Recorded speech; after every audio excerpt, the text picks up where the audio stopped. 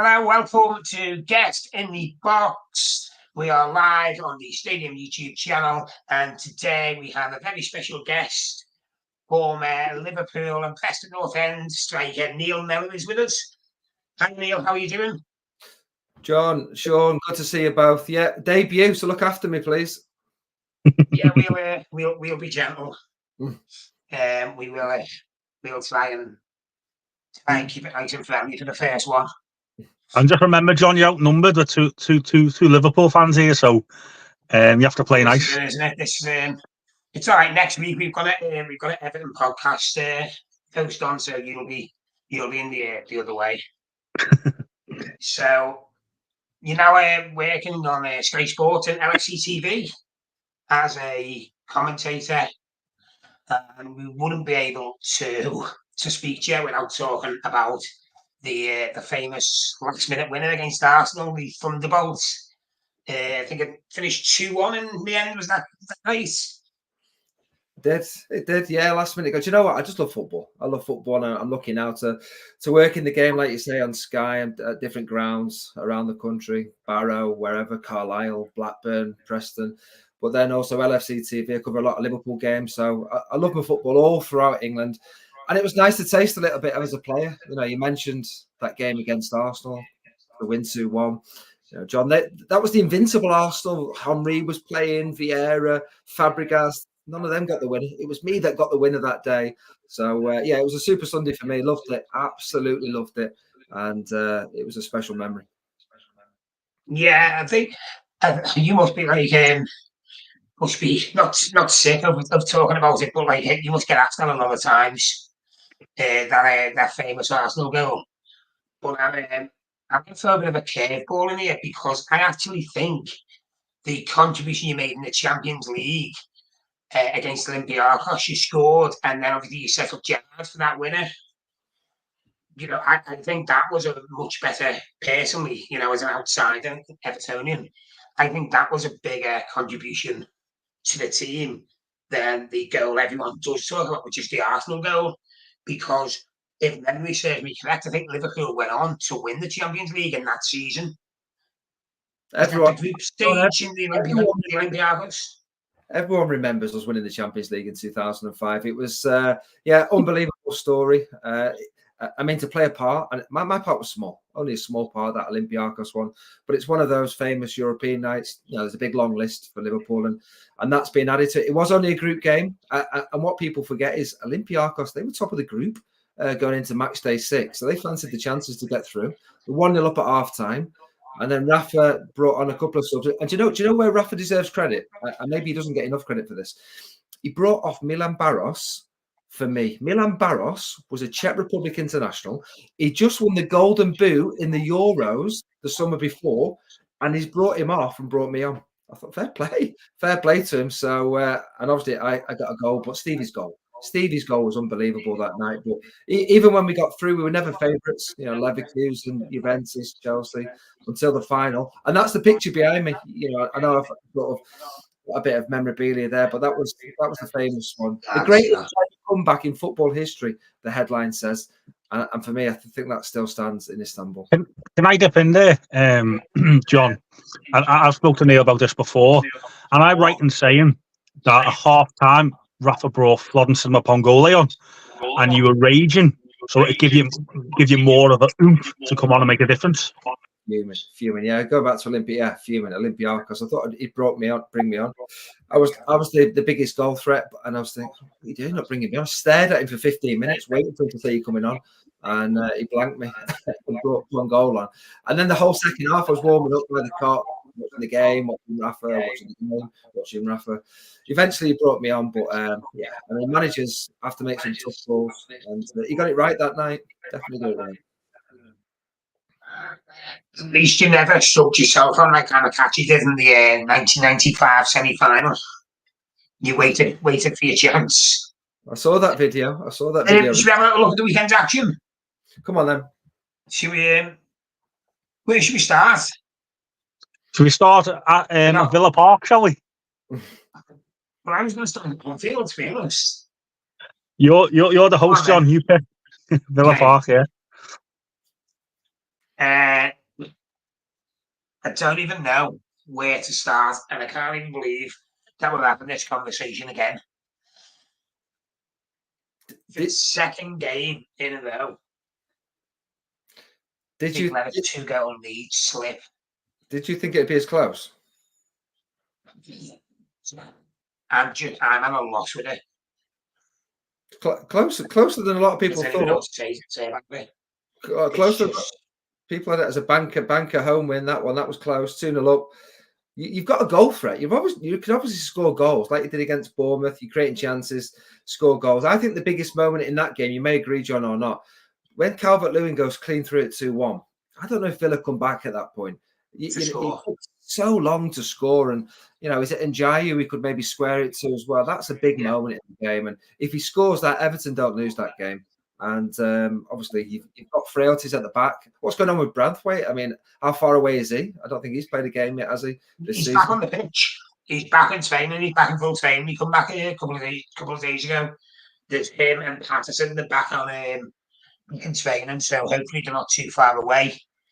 I think Michael Keane at the back post beating again at the back post. If you watch that Villa first goal, it just looks like Ollie Watkins wants it so much more than Michael Keane does. Yeah, John, I mean, can I emphasise what Neil said there? Football's about moments, and listen, I'm going to a different game now because I'm just trying to make a point. The Manchester United Southampton game at the weekend there, Onana saved the penalty, and it kind of just swung into United's favour because Southampton were all over United, and next thing you know, United are 2-0 up. As Mel said, that if Calvert-Lewin squares that ball or scores it, it's 3-0. Am I right in saying? And then the game is over. So it's about moments. And I like Calvert-Lewin. He's in my fantasy team, but I mean, he should be scoring those chances, if not making a pass. Harry Kane would have scored that. You know what? I think he had a really good game as well, which is a shame. He got his headed goal. He was holding the ball up really well, I thought, but just when he was playing through, it looked like he was never going to score. As soon as he took that second touch, you just thought he's lost it. It's gone. The chance is gone. And then obviously he's clean through again when it was 3-2 and he hit the bar, which is probably a bit more unlucky. But if you're clean through, you've got to take them chances. Can I ask Neil a question? As a striker, Neil, did you find the chances that you had less time to think about easier, or? Yeah, that's a natural thing. But also, if you're presented with 2 1-on-1s like Calvert-Lewin, you're expecting to tuck away one. The goalkeeper's going to have to make some good saves, and the goalkeeper's not had to save either. So I think you're looking at Calvert-Lewin and going, if the goalie saved either, you could say, okay, goalkeeper's saved it. He's missed one by taking too long, and he's hit the bar, the other one. Now, what I would say to ask an Everton fan, John, is I was angry with the Aston Villa equalising goal. I don't think that rule should be allowed in football. I hate the way the officials hide behind these rules and start reading books, because there's no way Harrison plays that ball without that lad behind him. I think it was Digne behind him. He was offside, and Harrison plays the ball, and the rule book, I think, states if Digne attempted to play the ball, well, I don't care, because Harrison plays the ball because he's worried about the ball going to Digne for a goal-scoring chance. And for me, that's offside, and I don't like. I'm so glad that you've said that, because our next overlay is actually he's offside. Digne is offside when the ball's played, and I was literally going to mirror exactly what you've said. If Luca Dean isn't there, Harrison lets that ball run out to play for a goal kick harmlessly. But he's tried. Obviously, he's made a mess of the attempted clearance. But if Luca Dean's not there, he doesn't try and make the clearance. He shepherds it out to play, in my opinion. So how Luca Dean isn't interfering with play, like from what I see, I mean, I was in work when I was watching it, but from what I've seen, VAR never even had a say for it. They never even considered it as an option. I think they hide behind the fact that he didn't attempt to play the ball. And I'm saying, well, I don't care, because Harrison plays the ball because he's worried about the ball going to Digne. And even though it's Everton, I don't think it's good for football. That I'm looking at that and saying, I'd be fuming. I'd be absolutely fuming if we conceded a goal like that because of these rules that just don't. That doesn't make sense to me. That rule. He's offside, and Harrison's played the ball because he's offside. Put the flag up, and it's a free kick. So just moving on seamlessly to something I did want to bring up, and while we're on the point of VAR and stuff, I think, and this is just my personal opinion as a fan, I think referees have started making decisions when it could be either or, in the hope that VAR will just overturn it if it's wrong. But VAR's there, and it states in the rules if the referee's made a clear and obvious error. So some of these fouls that are like judgmental, VAR will always side with the referee. I don't know whether you agree with what I'm saying there, but I just think referees have started, like you say, driving towards a VAR will sort it out if it's wrong. When some of these decisions are like judgmental, it could be if it's given, you can understand why it's wrong. If it's not given, you can understand why. But I just think the referee has started to rely on VAR too much. Are you trying to say, John, basically that before VAR, the referee would have had to make a decision and he would have trusted his gut instinct, but because VAR's there, he's kind of making no decision and waiting for someone to... Perfect example. Wolves played Newcastle yesterday, and I cannot remember the player. It was one of the forwards. They went down under a push. It wasn't a penalty, but they went down under a push, and the referee wasn't. He was just like, calm down and putting in the zero. He didn't even like try and make a decision. He was just like, I'm waiting to hear. It's not like he was waiting. He wasn't decisive in making the decision. He was just pointing to his ear and trying to tell the player to calm down. I think it might have been one of the centre backs. Actually, it was late on in the game when they were down 2-1. I think they another team that lost the lead this weekend. Not back to back, but I tell you where I am, John Sean. VAR, I don't like it. VAR has made referees worse. And referees aren't great as it is, but it's made them worse because I think some referees, and Craig Pawson's one of the worst for this, he sort of thinks, oh, I don't want to make a decision, so VAR, my mate will help me out. And I don't like it. Make the decision and stick by it. I'm okay with that. I think a lot of football decisions are subjective. So some will agree, some won't agree. That's the way it is. And I'm okay with that. But if you're going to be like, oh, I'm not sure, it then you look uncertain, and then the fans are onto you, the players are onto you, and it doesn't help the game. I want to see VAR involved twice a season, where everybody in the whole stadium watch it go, you've had a nightmare. That is a blatant handball on the line, whatever. So penalties, they'll always be subjective. Some you'll get, some you won't get. I'll accept that. It's fine. But it's the blatant decision where everybody can agree on. That is what VAR is for. It's used too much, and it's slowing the game down, and it's ruining the passion that I love. So yeah, referees are a little bit unsure. I don't think they were that bad before. Neil, can I ask a question about offside? Do you remember when it first came out, there was this whole thing that the advantage would be given to the attacker? How is the advantage given to the attacker if it's like a toenail offside? It doesn't make sense, does it? I'll tell you what does my head in. The fact that I'm watching the Euros and we've got semi-automated offside. And then the Premier League claimed to be the biggest, best, richest league in the world. And we haven't got a system in place for automated offsides. We're still drawing lines. That needs to be in place for the start of the season. I don't know when it's going to come in. It needs to be in place because it's just not right.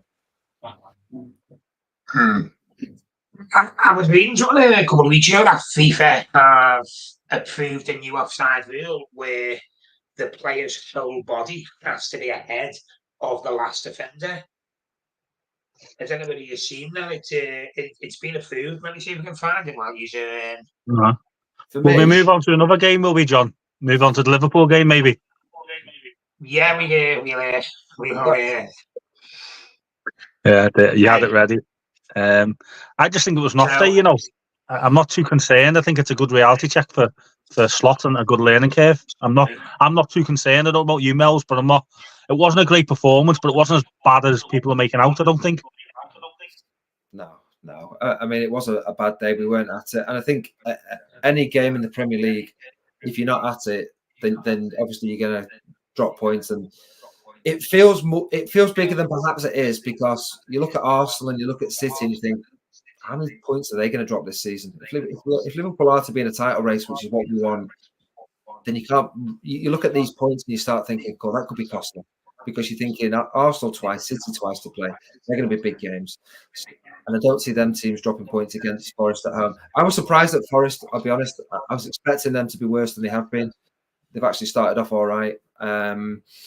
And for me, we had chances at 0-0, and if you score the first goal in that game, we win. Forest defended, they were organised, they were happy with the point, and then bang, they nicked us on the counter attack with the goal. So credit to Forest, great result for them. But it's a blow, it's a setback. We have to respond, starting with AC Milan in the Champions League. Yeah. Sorry to rub in, John, but I was saying this to people in work today. It's a bad result, bad day at the office, but we've got AC Milan in the Champions League to focus on now. So you quickly move on. Do you think Liverpool played that bad? Because I've actually got the main stats here. Liverpool, like 70% possession, 14 shots, 5 on target, 6 off target, 3 blocked. Passing percentage was far superior. I mean, obviously, I haven't seen the game, but were Liverpool really that bad?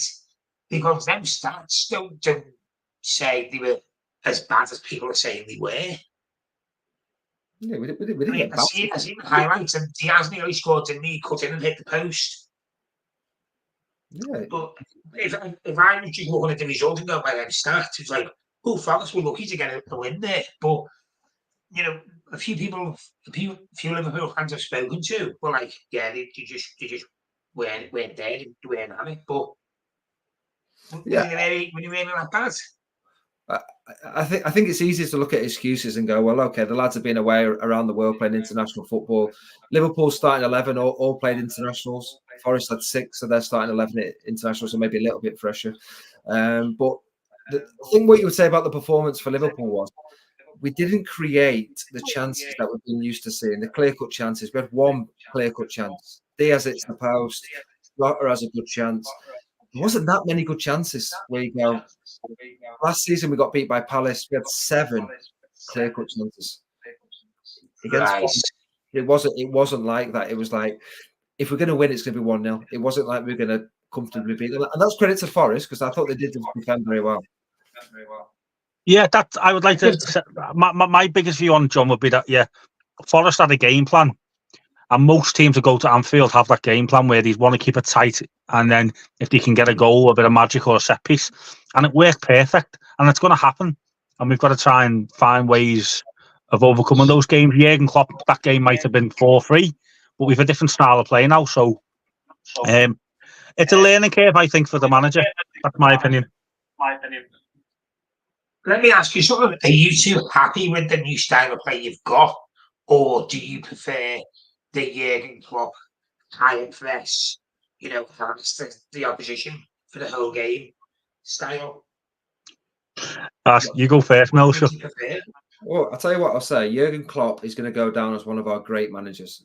What he gave us in the time he was at the football club was brilliant. Absolutely loved it. We won every trophy there was to win under Jurgen Klopp. The football was unbelievable. Jurgen's gone, and it's a new era. I don't like the comparisons of sort of Slot to Clark to Sir Kenny or whatever. It's just a new era. And so the players have got to adjust. The manager's got to adjust to life in the Premier League. He's not been in the Premier League before. So, I mean, it was a great start. 3 wins from 3. We went to United, won that one comfortably, which was great. Set back against Forest. It happens. But we are going to be competing at the top end of the league. So I'm not worried at all. But I think it's a new style. We'll all get used to it, like the players will, and we'll see some great results and performances. Yeah, John, I would probably slightly disagree with Neil there. I did prefer the Jurgen Klopp way, but that's kind of, I loved seeing goals. But as Neil says, you've got to adjust. And I think with the bigger teams, it might suit us better. That's that style of play. With throwing 10, 11 men behind the ball, I think we need to come up with solutions. But normally someone like Salah comes up with a magic, or Diaz or Jota. It was just an off day, so maybe we won't have too many of them. So I prefer Jurgen Klopp style, but I need to get over it. Well, as I say, I think Diaz was unlucky hitting the post after he just cut it off the left, and he just hit the near post. So that was a bit of a let off for Forest. But not many teams, I should say, go to Anfield in the Premier League and come away with a result. So you can't knock them for that. And to be honest, the goal he actually scored was an absolute cracker. Callum Hudson-Odoi, I think it was. Yeah, he used to play Chelsea. Yeah. I think it was actually really good goal. We did a stat on him on the review show for LFC TV, and there's only 2 players in the Premier League that have scored more goals outside the box than him from last season: Eze and Foden. So he got 8 last season for Forest. The lad knows how to score goals, and most of them were outside the box. So it was a great finish. So for me, I thought their subs impacted the game more than ours. I thought Alanga and Hudson-Odoi were outstanding. They gave them a little bit going forward with the pace on the counter attack. And we made 5 subs, and our subs didn't quite have the same impact that the Forest subs had in the game. Yeah, fair enough. Just speaking about goals from outside of the box, did you see the Aston Villa winner from is he Colombian? Giovanna, his name is, I think. We didn't even mention it, did we? What got probably content of a goal this season already. One of the best strikes you see. Hey, what a goal! Should Pickford save it? It's not in the top bin, is it? Come on. Should he save it? Absolutely no chance to get there. Hey, the way it's bending away from the goalkeeper. Alisson saved. Text Chris Kirk and see what he says. Yeah. Alisson saved that. Yeah, Alisson. He catches it. Do you reckon Alisson would have saved it, do you? It's not in the top bin. I think Pickford's a very good goalkeeper. I think he'll be disappointed. All I will say is he couldn't save Callum Hudson-Odoi's goal on Saturday, could he? So 6 of 1.5, it doesn't do that. I'm only asking. Yeah. Should we move on to this other talking point just while he's still got Neil, because I know he's leaving soon. We did touch on this before we come on, but this is from yesterday's game between Tottenham and Arsenal, and Timber going in. I think it's Pedro Porro he goes in on. Red card, yes or no? No, not for me. I think. We got that right. I think he's got it right. I don't think he's gone through and really committed through the challenge. I think he sort of half-heartedly goes in. So for me, it's not a red card. I think you're going to be dishing out all kinds of red cards if that's a red card. So for me, I didn't think it was a red card. And you can slow things down and take pictures. And I'm guilty myself of doing it. But for me, it just makes it look worse when you keep slowing things down and start looking at it from other angles and stuff like that. I think. I think he stops. He doesn't. He just stops before he actually makes proper impact, and that's what saved him from becoming a red card. I think. I don't know whether you remember last season, a similar one, Dominic Calvert-Lewin on Palace. The Palace player. But do you remember that he was just going to collect the ball and he just tapped the shin and got sent off? Never. It wasn't a red for me. I was like, it got rescinded afterwards, didn't it? It's not red. But yeah, completely agree with you. We'll just bring up the Saturday scores as well while we're here. That Manchester United game, as you said, Sean, the 3-0. But then again, it was. I watched that game, and Southampton for the first half an hour, 40 minutes, maybe half an hour, so we were on top of. And Onana saved the penalty, and then United were 2-0 up then. So again, moments in football. I think the biggest talking point of the weekend for me is Haaland getting another 2 goals. I don't think, and I hate to say this, I hate to say this. I don't think we'll ever see anyone with his numbers ever again. He's just an absolute phenomenon. I hate to say it, but it's like he's playing men against boys. It really is that bad. I don't know what Mel thinks, but just wow. I hate to say it. It makes me sick, but it's just unbelievable. I think, like I say, his numbers are scary, and he makes it look easy. And when you look at big chances misses, he's still the highest on the list. He just knows where to be and find space inside the penalty area, which is one of the hardest things for any striker to do. So unbelievable numbers. He's carried that on from where he was previously at Dortmund. I'm hoping he leaves soon. Any chance of him leaving? Because he's just going to keep hitting record after record and winning games. He had 2 hat-tricks before that one. He nearly had a hat-trick again at the weekend against Brentford. He is the best goal scorer in the world at the moment. And John, He's on see next season. He's already for the season. John, see next season when City get relegated with the points deduction and Everton gets relegated. How many goals is he going to score next year against you in the Championship? That yours, mate? Well, one of the comments that have just come in there, John says Everton are definitely going down this year. Do you know what, John? Can I ask you a question before Mel goes? Do you think you should get relegated? Because even though every year you're in a relegation battle for the last 4 or 5 years, I remember, but when it comes to the last 5, 6 games, he's never really in it. He's always come out of it. I don't know. Do you know what? It feels different. I know we've only got 3 minutes. It feels different this year. And I think I said this on the last time. Like in previous relegation battles we've had like a spearhead. We've had Richarlison. We've had like McCarthy. We've had like Tim K. There's been. It's all right because he'll pull us forward. I don't see that in this team. I don't see. Like, if you look at our squad, I don't see, right, it's okay because we've got Jack Harrison or we've got... I don't see it. And that's what's worrying. We've scored 4 goals over 2 games and haven't got a point to show for it. What do you think, Mel? Do you think Everton will stay up? I'll be honest. I don't want them to go down. I know some Liverpool fans do, but I think for the City, I think it's good to have 2 Premier League teams. I prefer to be playing Everton than Leicester or someone like that. I just think it's good for the City. I think they're in trouble again this year. They'll be fighting to stay up. The 3 promoted teams will obviously be down there. You look at Wolves, they've started poorly. I thought Forest would be in the mix, but they've started really well, so that's a bit of a blow for Everton.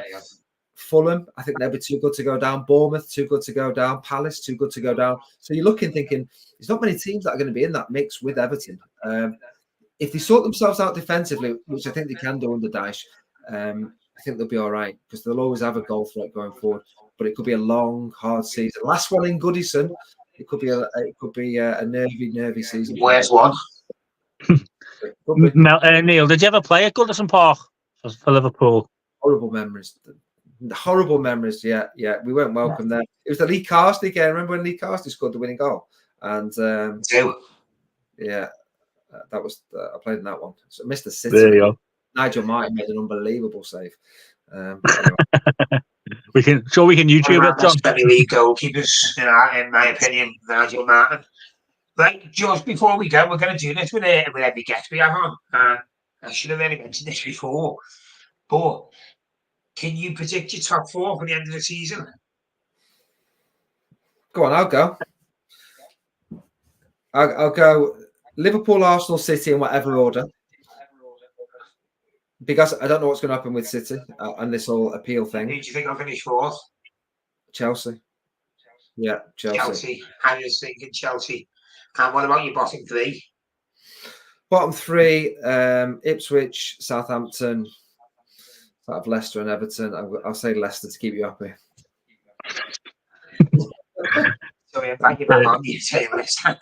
Anyway. Good way to end it. Thank you, Mel. He's always good value for money. Thank you very much. But hey, John, there's always next week. There's another game next week. Hopefully, you'll score 2 again. Try and keep the clean sheet this time. Playing some other nice. So cup game. Yeah, well, the last game we won was in the cup against Doncaster. So let's hope. And then we've got Leicester on Saturday. Big Are game. we calling him 6 pointers after 5 games, or what's happening there? Yeah, it is. Going to be Valuable points. sticky. It's going to be a sticky situation. Lads, Right. Thank you, Thanks Neil. very much, Neil. see you later, lads. Cheerio. Bye-bye. See you soon, mate. Bye-bye. There you go. Johnny's always good value for money, is our Neil Mellor. Yeah. Always seems like a good crack. One of the comments here, John says we can't keep giving leads away. Well, they then need to book the ideas of Everton, because it's going to be the end of October, November, and we really need to start. Let's not forget, John, it's a long old season as well. It's only 4 games. See, at Christmas, that's when you can start to realise what could potentially go on or not go on. So I don't want to get ahead of myself. Bad start for Everton, good start for Liverpool apart from last week. But it's Christmas when things start to take shape, isn't it, John? Yeah, it is. Yeah, but obviously, you need to build them foundations early on in the season. I think, if everyone just started playing them, it's all right, we've got till Christmas. I think after 4 games, you'd expect to have at least 1 or 2 points. Yeah, Do you know absolutely. what I mean? Absolutely. Well, I mean, You're frozen there.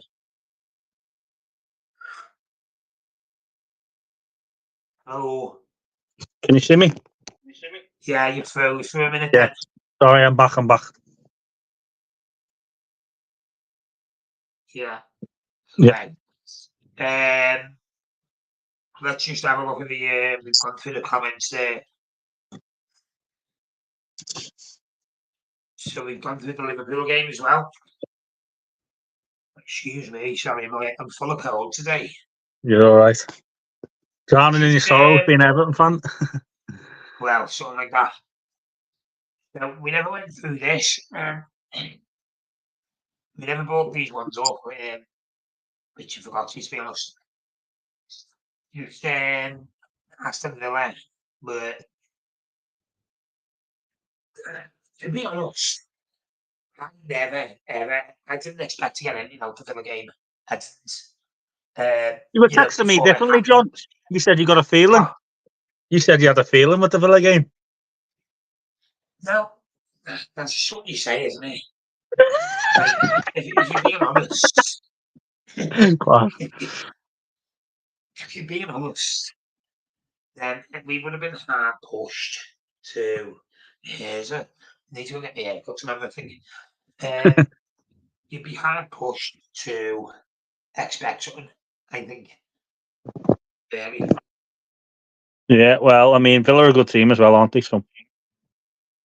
But there's one thing to say, and no disrespect to Bournemouth at all, and obviously Bournemouth were away as well.